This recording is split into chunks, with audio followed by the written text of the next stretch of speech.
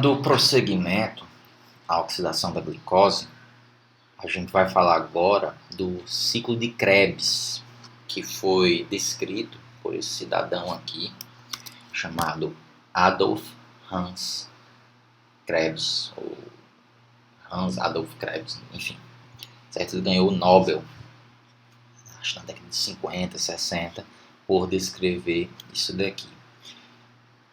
Os nomes em uso hoje em dia para o ciclo de Krebs é o ciclo do ácido cítrico ou ciclo do ácido tricarboxílico. Então, esses três nomes aqui significam a mesma coisa. A gente vai estar falando de um processo só, certo?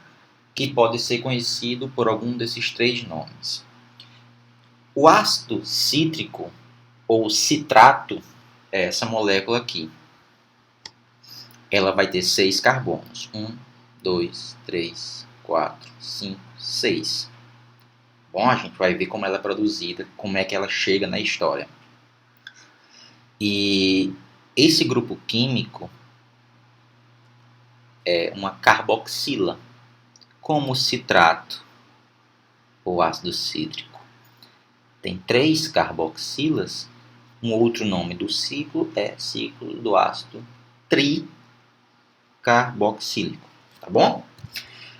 Aonde acontece? Na matriz mitocondrial, tá? Então, no interior da mitocôndria, como se fosse no citoplasma da mitocôndria. Lembrando que a gente não usa o termo citoplasma da mitocôndria, a gente usa o termo matriz mitocondrial, tá bom? Então, o ciclo do ácido cítrico, ele envolve uma sequência de reações químicas que iniciam-se com a junção do acetil-CoA, aqui da oxidação do piruvato, a uma molécula de 4 carbonos chamada oxalacetato, para produzir exatamente o ácido cítrico. Uma vez que o ciclo se inicia nesse processo aqui, ao final de outras 8 reações químicas, a gente vai ter a regeneração do oxalacetato. Por isso é que é um ciclo. Ele inicia com o oxalacetato e ele termina com a produção, com a regeneração desse mesmo oxalacetato. Tá bom? Pessoal, vou repetir. São muitas reações. A gente não precisa, nesse momento, focar nessas reações, no que é que está acontecendo em detalhes. O que a gente precisa ter em mente é que vão ser produzidos uma série de moléculas diferentes que, ao final, vão permitir a produção de uma grande quantidade de ATP, quando comparado com outros processos energéticos, como a fermentação. Então, o ciclo do ácido cítrico, ele só acontece em condições aeróbicas. A célula, ela precisa ter oxigênio para poder o piruvato ser oxidado até acetil-CoA e esse acetil-CoA, por sua vez, entrar no ciclo de Krebs. Tá bom?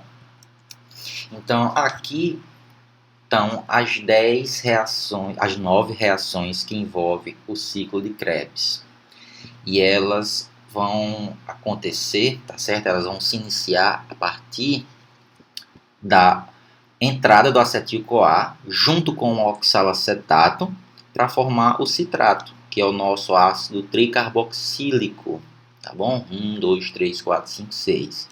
Então, observe o seguinte. O acetil-CoA, ele é produto da oxidação da glicose. Ele tem 2 carbonos, certo? 1, 2. E ele vai se unir com o citrato, que tem 4. 1, 2, 3, 4. Não, perdão, volta. Ele tem 2 carbonos e vai se juntar com o oxalacetato, que tem 4. 1, 2, 3, 4. Tá certo? E aí, esse oxalacetato com acetil-CoA vai formar o citrato, que depois de uma série de reações de oxidação, vai ser regenerado ao oxalacetato. Ao final de todas essas etapas, a gente vai ter a produção por cada acetil-CoA de 2 moléculas de CO2, 3 moléculas de NAD, aquele NAD reduzido, tá certo? Uma molécula de FADH2 reduzido e uma molécula de GTP, que é a guanosina trifosfato, que pode ser convertida em ATP, tá certo? Então, isso aqui é o apanhado geral do ciclo do ácido cítrico. Então, para cada molécula de acetilcoenzima a gente vai ter isso aqui sendo produzido. Como nós temos por cada glicose 2 moléculas de acetil-CoA, a gente vai ter então 4 moléculas de CO2, 6 moléculas de NADH, 2 moléculas de FADH2 e 2 moléculas de GTP, que podem ser convertidas depois em ATP, tá certo? Isso por glicose. Aqui é por acetil-CoA, como nós temos 2 por glicose, aqui a gente tem o saldo por molécula de glicose, tá bom? O NADH e o FADH são transportadores de elétrons que depois vão transportar esses amiguinhos negativos lá na cadeia respiratória para produzir depois mais ATP por meio da fosforilação oxidativa no processo de quimiosmose, tá bom? Então, observe agora o CO2. Eu vou voltar lá para a equação geral. Quantas moléculas de CO2 são produzidas por glicose? 6. Então, a gente já viu de onde vem esses 6 CO2. Vem da oxidação do piruvato e vem do ciclo de Krebs. Observe que na oxidação do piruvato eu vou ter a produção de 1 CO2 por piruvato, o que dá 2 CO2. E no ciclo de Krebs, para cada acetil-CoA, eu vou ter 2 CO2. Como são 2, 4. 4 com 2, 6. Certo? Então, beleza. Aqui está o ciclo de Krebs, ciclo do ácido cítrico, ciclo do ácido tricarboxílico. E até agora, para cada glicose da respiração celular que vai estar sendo oxidada, a gente tem o seguinte, tá bom? Na glicólise, a gente não produz nenhuma molécula de CO2, certo? Mas vai produzir 2 moléculas de CO2 a partir da oxidação do piruvato. E produz 4 moléculas de CO2 ao longo do ciclo do ácido cítrico, que vai dar 6. Moléculas de NADH, a gente produz 2 na glicólise. A gente produz 2 na oxidação do piruvato. E a gente produz 6 no ciclo de Krebs, totalizando 10 moléculas de NADH. Moléculas de FADH2, ou FAD reduzido, a gente produz 2 apenas no ciclo de Krebs. Tá? E moléculas de ATP, ou GTP, certo? Mas ATP, que é o que a gente está falando, a gente vai ter 4 líquido, tá certo? Que são 2 na glicólise e 2 no ciclo de Krebs. Essas 4 moléculas de ATP produzidas, a gente fala que são produzidas a nível de substrato, fosforilação a nível de substrato, certo? É diferente do restante do ATP, que vai ser produzido a partir do processo de quimiosmose, que a gente vai ver logo adiante, tá bom? Então, quando a gente fala de rendimento energético, da respiração celular aeróbica, a gente fala que é uma grande quantidade de ATP produzido em comparação com a glicólise, a fermentação, certo? Mas observe que ATP diretamente produzido, a gente só tem 4. 2 na glicólise e 2 no ciclo de Krebs. Entretanto, a maior parte do ATP produzido vai vir dos elétrons que estão sendo transportados pelo NADH e o FADH2. Tá bom? Então, aqui são os principais contribuintes na produção de ATP da respiração celular aeróbica, o NADH e o FADH2. E eles vão fornecer esses elétrons exatamente nessa etapa aqui da fosforilação oxidativa e a cadeia respiratória, que vai acontecer exatamente nas cristas mitocondriais. Olha aqui a membrana externa, aqui a membrana interna, as enzimas, as proteínas, citocromos, que vão estar recebendo esses elétrons, eles estão presentes nas cristas mitocondriais, da mitocôndria, tá bom? Então, vamos falar primeiro da fosforilação oxidativa. Fosforilar significa adicionar fosfato. Só para lembrar vocês, o ATP ele é produzido a partir de ADP mais fosfato inorgânico. Quando eu adiciono o fosfato inorgânico à molécula de ADP, eu vou estar fosforilando. Então, isso é a fosforilação. Ela é oxidativa porque essa fosforilação ela é uma consequência de uma série de etapas de oxidação. Certo? Daí o nome, fosforilação oxidativa. E aí, ao longo da glicólise, ao longo da oxidação do piruvato, ao longo do ciclo de Krebs, a gente vai produzir NADH e FADH2, que estão reduzidos, eles estão com elétrons, por isso que o nome são reduzidos, tá? E aí, agora eles vão ser reoxidados por meio da transferência desses elétrons junto com o hidrogênio ao longo dessa cadeia transportadora.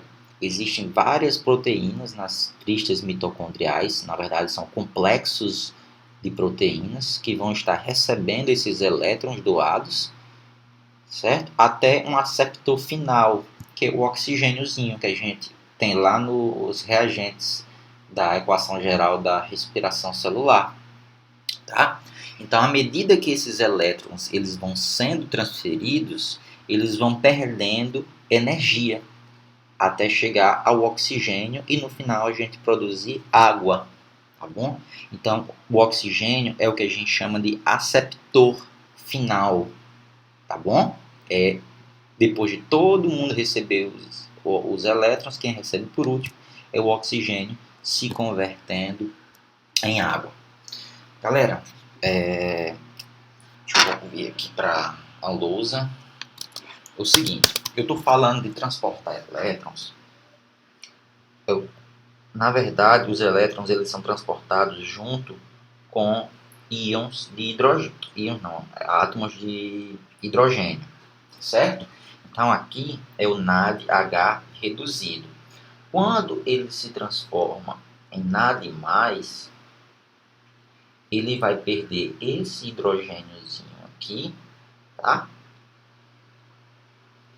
E elétrons, por isso que ele se oxida. Aqui ele está reduzido, aqui ele está oxidado. Ele se oxidou, ó, perdendo elétrons. Só que quando ele perde elétrons, ele perde junto também o H+, tá certo? Então, esse H+, ele é muito importante porque é por conta dele que a gente depois vai produzir o restante do ATP. Com o FADH2 é a mesma coisa. A gente tem o FADH reduzido e depois ele se oxida em FAD e H+, tá bom? Ele faz isso doando elétrons e liberando íons H+, ou prótons. O hidrogênio sem elétron, como esse aqui, a gente chama de próton, tá? Já que ele não tem elétron. Então, à medida que os elétrons eles vão sendo transportados na cadeia transportadora, os prótons que eu mencionei aqui, ó, esses prótonzinhos, eles vão se acumulando no que a gente chama de espaço intermembranas da mitocôndria, tá bom? Olha aqui a membrana da crista mitocondrial, a membrana interna. Aqui a gente tem a matriz mitocondrial e aqui a gente tem o espaço intermembrana. O espaço intermembrana é o espaço que tem entre a membrana externa da mitocôndria e a membrana interna. O espaço entre essas duas membranas é o que a gente chama de espaço intermembranas. As proteínas, os complexos proteicos da cadeia transportadora, eles estão embebidos na membrana interna. Observe, aqui está 1, aqui está 2, aqui está 3, aqui está 4. No final a gente vai ter uma enzimazinha chamada ATP sintetase, certo? Então, isso aqui é o que eu vou falar para vocês, a coisa mais linda que vocês vão ouvir falar, certo? É tudo conversão de energia, galera. Lembra que eu falei lá no início dos primeiros vídeos que a gente está falando de conversão de energia, lá o princípio de conservação. A energia, ela não é criada, ela não é destruída, ela é transformada. Então, a energia potencial química contida nas ligações químicas da glicose vai ser convertida em energia potencial química contida na molécula de ATP. Só que para eu ter a formação de ATP, eu vou ter que passar por esses 3 tipos de energia novamente, certo? Então, o que é que vai acontecer? Eu vou repetir. O NAD, ele chega, ele doa seus elétrons para o primeiro complexo proteico, que aí depois doa para o segundo, depois doa para o Q, depois doa para o 3, depois para o citocromo C oxidase, depois doa para o 4 e finalmente para o oxigênio que fica aqui. O FADH2, que é produzido lá no ciclo de Krebs, ele doa já para o complexo 2, ele pula uma etapazinha, tá certo? Então ele doa para o 2, depois para o Q, depois para o 3, citocromo C, 4. E o elétron depois é recebido pelo oxigênio, que vira água, tá? Aqui. Então, à medida que esses elétrons eles são transportados por cada uma dessas proteínas, prótons H+, eles vão se acumulando no espaço intermembrana. E aí fica tanto H+ aqui, mais tanto, que vai criar uma energia potencial. Energia potencial, tá certo? E aí essa energia potencial recebe também o nome de força protomotiva, o próton motiva. Porque quando esses prótons se acumularem no espaço intermembrana, eles vão querer passar do espaço intermembrana, que está cheio, para cá, para a matriz mitocondrial. Só que eles têm uma membrana impossibilitando essa passagem direta desses prótons. E aí, ao invés de passar por dentro da membrana, eles vão passar por dentro da ATP sintetase ou ATP sintase. Então, essa energia potencial, essa força protomotiva, vai fazer com que os prótons eles passem por dentro da ATP sintetase. E essa ATP sintetase ela é como se fosse um motor. Essa porção aqui de baixo ela é capaz de girar. Então, quando os prótons eles passam aqui por dentro, vai converter essa energia potencial em energia cinética, energia mecânica. E aí essa energia mecânica, por sua vez, ela vai fazer com que o fosfato inorgânico e o ADP eles sejam unidos formando o ATP. Então, isso aqui é fosforilação.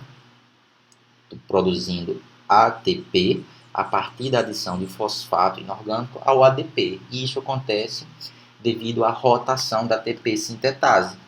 Os H+, que estão passando daqui para cá, eles depois são captados pelo oxigênio para serem convertidos em água. Então, tudo tem um propósito na respiração celular.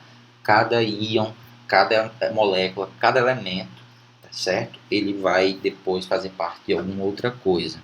Então, a quimiosmose é o que a gente chama dessa passagem dos prótons acumulados aqui por meio da ATP sintetase. E nesse processo, a gente vai ter a produção do ATP, tá bom?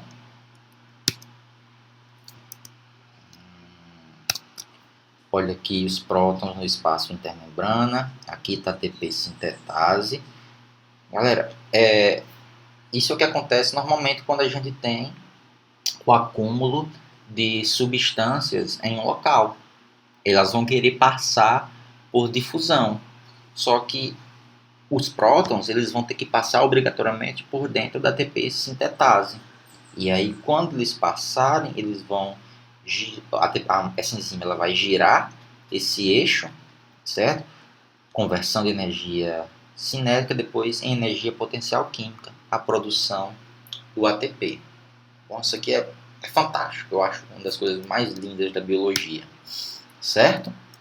Então, o rendimento energético ao final da oxidação da glicose é esse aqui. A gente costuma dizer que para cada NAD, quando ele se oxida, ele é capaz de sintetizar 2,5 moléculas de ATP. E cada FAD, 1,5 moléculas de ATP. Lembrem que o NADH ele começa a doar os elétrons no primeiro complexo, enquanto que o FAD H2 ele doa aqui no segundo.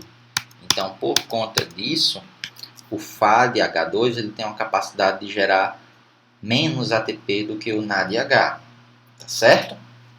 Então, o fluxo da energia vai ser o seguinte, NADH ou FADH2 vai doar os elétrons para a cadeia transportadora, que vai gerar uma força protomotriz, e aí a partir do mecanismo de quimiosmose, que é essa passagem de prótons por dentro da ATP sintetase, eu vou ter a produção de ATP na fosforilação oxidativa, tá? Então, só para lembrar, cada NADH ele é capaz de sintetizar em média 2,5 moléculas de ATP e FADH 1,5 moléculas, tá?